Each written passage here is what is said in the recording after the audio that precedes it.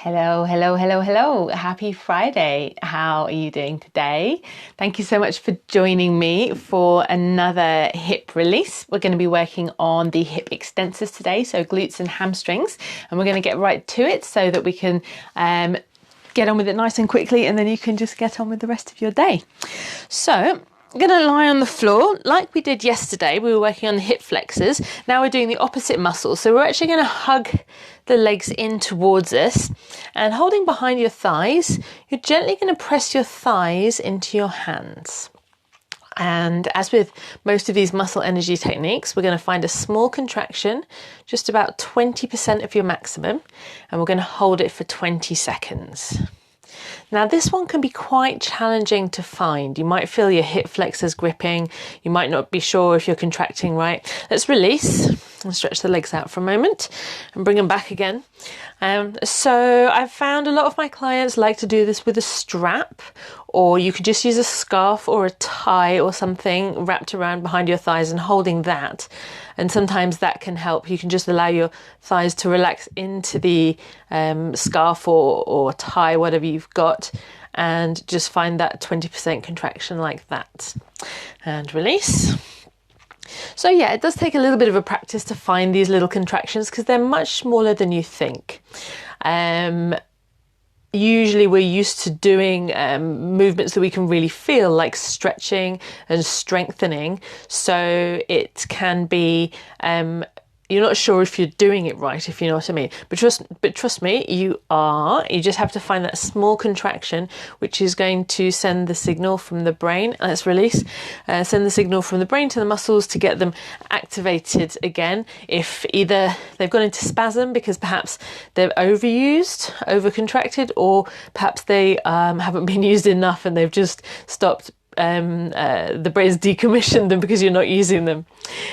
So yes, we're just finding that gentle contraction, thighs pressing into the hands, and the hands aren't pulling the legs, it's the thighs just gently pressing into the hands for this one. And release. So we've done that 4 times. We're now going to do a couple of exercises, one to help release them further, and then one to give them a little bit of strength. So we're going to come up into actually we can just start by marching. So this is exactly the same as we did in last night's, and I'll tell you why in a minute. What we're doing here is we're working with the hip flexors, and by contracting the hip flexors, we're releasing the hip extensors more. Now, if this is super easy for you, you can come up into a tabletop position and tap the toes down, and this is quite a good bang for your buck because you're getting a bit of a core challenge as well with this one. Really focus on that hip flexor, hip flexor action. So you're pulling the leg back up. And if you want even more of a challenge, you can extend the leg further. So let's do a couple more of these on each side.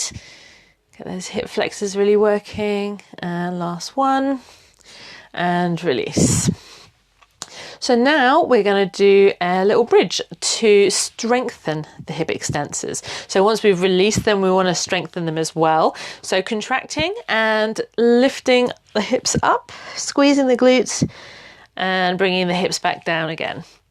And coming up, we're going to do 10 nice and controlled ones. And the reason I've done the same exercises as yesterday is because we're working with the opposite group. One is releasing and one is contracting. But if you put the 2 muscle energy techniques back to back, you can then do these 2 sets of exercises as well, and you've got the release and strength in both sets of muscles without having to double up. So very efficient way of getting your practice in. And I've completely lost track, so let's do 4 more. Really squeezing the glutes, lifting the hips nice and high, pressing the feet into the floor, keeping a little bit of energy in the inner thighs. And last one. And release. Give your knees a little hug. And that's it. So thank you so much for joining me again today. I am opening up my books for some new clients to work one-to-one on this kind of stuff. So if you've got some aches and pains, any niggles, any tightness going on that you're not quite sure what to do about, and you think these muscle energy techniques might help you, then do please get in touch. You can comment, tell me more below, or send me a private message. And if you're interested in improving your dance practice, we're going to be working on shimmies. We're going to be working just on developing a regular practice. So if that's something that you're interested in doing, please let me know, but don't delay, because I'm only keeping it open till the end of this weekend.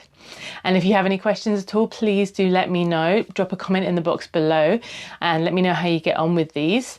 And if you have a friend who you think might like these, please do share it with them. So that's it for me today. I'm going to be back over the weekend. We're going to be talking about your low back and about the spine. So don't miss out on those, probably around about lunchtime on Saturday and Sunday. So keep an eye out for those. See you then. Bye bye.